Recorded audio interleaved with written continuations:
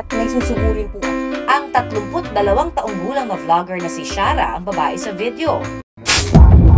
Laking gulat ni Shara nang habang nakaupo at nagpapahinga,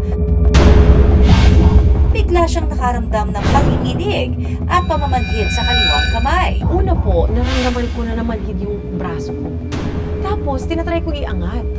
Sabi ko, wala, hindi ko maiangat. Tapos parang umaakyat siya dito, nanginginig na ako na gano'n. Hindi raw nila ito pinansin noong una. Pero inobserbahan daw ni Shara ang kanyang pakiramdam. Babalik na sana sa panonood si Shara nang ang pamamanhid naramdaman niya na naman sa kanyang panga. Alam mo, yung una makakampante ka na. Tapos after a few minutes, kakabahan ka na naman kasi ayan na naman, manginginig na naman yung ulo ko. Tapos hindi ko na naman maaangat, parang namamanhid. Dito na dali-daling tumayo ang mister ni Shara na si Vladimir. Nasanay na kami doon kasi mga kasama namin dati sa Malabon is mga matatanda talaga. So talagang alam ko na kapag may ganung nangyayari, ang una kong kinuha, start sa sakyan, tapos saka ko siya binalikan. Para mahimasmasan, pinainom din ng tubig si Shara ng mga kaanak. Maya-maya pa, ang iniinda naman ni Shara ang panginginig ng kanyang ulo. Kaya ang kanyang asawa, dali-daling kumuha ng blood pressure monitor. Pinag-BP niya po ako, nag-BP ako, okay naman po ang BP ko. Tapos pinakiramdaman ko pa po onte. Nung inakalang tuluyan ng bumuti ang pakiramdam, maya-maya pa ay mas lalo raw bumigat ang pamamanhid sa kanyang kaliwang kamay. Dito na nataranta si Shara. Nag-timeline na isip ko, hala, hindi naman kaya, ano na to, stroke na to. Napag-alaman ko po na ang stroke pag hindi mo na maramdaman yung kalahati ng katawan mo, the left side, maaari nga nasa-stroke ka na. Minasahin ni Vladimir ang braso ni Shara, pinagalaw ang mukha. Pinataas ko po yung kamay niya, kung naitataas niya ng dalawa. Chinek ko muna yung mukha niya, kung meron bang tabingi na side, kung ano mang hindi niya may angat ba. Tapos yung arms, yan. Kasi ginawa ko nga po yun sa tiyuhin ko nung na-stroke yung tiyuhin ko po. No? Ang tanong, stroke nga ba ang nangyari kay Shara? Ayon sa eksperto, ang stroke o ang tinatawag ding brain attack ay nangyayari kapag nagkakaroon ng pagbabara sa supply ng dugo sa utak. Ilan sa mga sintomas nito, pamamanhid ng braso, hita, o kalahati ng mukha, hindi makapagsalita ng maayos, paglabo ng paningin, hirap sa balanse at pananakit ng ulo. Pero ayon kay J. Lord Abrigado, isang emergency medical expert ng Philippine Red Cross, hindi lahat ay nakararanas nito nang dahil sa stroke. Fast test ay ginagamit for stroke. Kung ang mga biktima natin ay nakaka-experience ng body weakness, numbness, severe headache, ito ay maaaring associated sa tinatawag na stroke. At dito natin ginagawa ang fast test. Mga kapuso, para mas madaling matukoy kung stroke ang nangyayari sa pasyente, gawin lamang ang fast test. F, para po sa face drooping. Yung kapag ngiti o inilabas po ang ngipin ay nakakaranas ng paglaylay sa bahagi po ng mukha. A, para sa arm weakness o pamamanhid. S, para sa speech difficulty o hirap sa pagsasalita.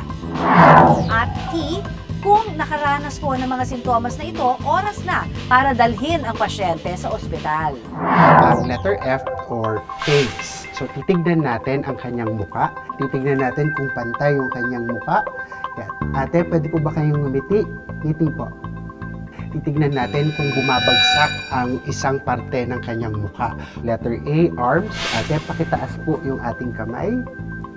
Yan. Titignan natin kung pantay yung pagtaas niya ng kamay. Kung ang pasyente natin mas mababa, katulad nito, mas mababa ang isang kamay at wala siyang control, maaaring ito ay signs and symptoms ng stroke. Letter S naman ay speech. Maaari natin kausapin or tanungin ang pasyente natin. Ate, okay lang po kayo? Okay lang.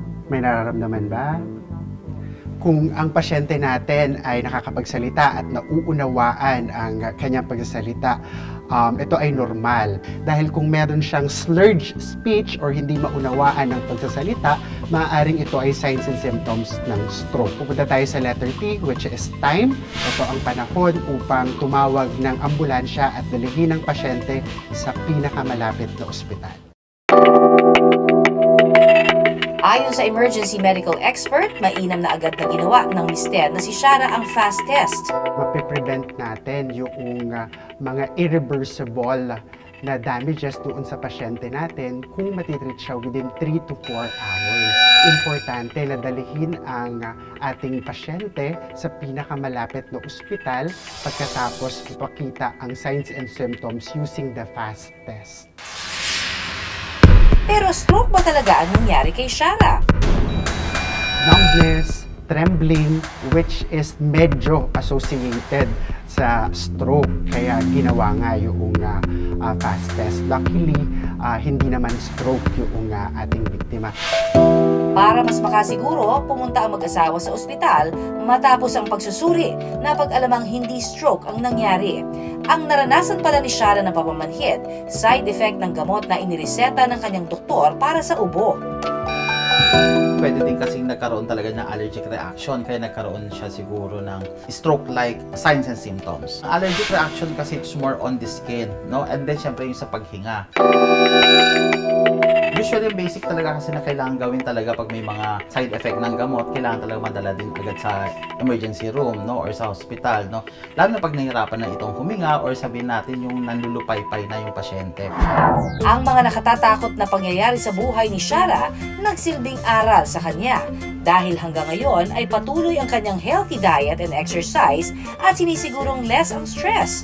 Mabuti na lang daw at hindi na muling naulit pa ang pangyayaring muntik na niyang ikinamatay.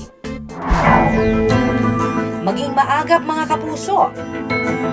Dapat alisto at maalam sa katawan. Lalo na kung ang nakataya ay ang ating kalusugan.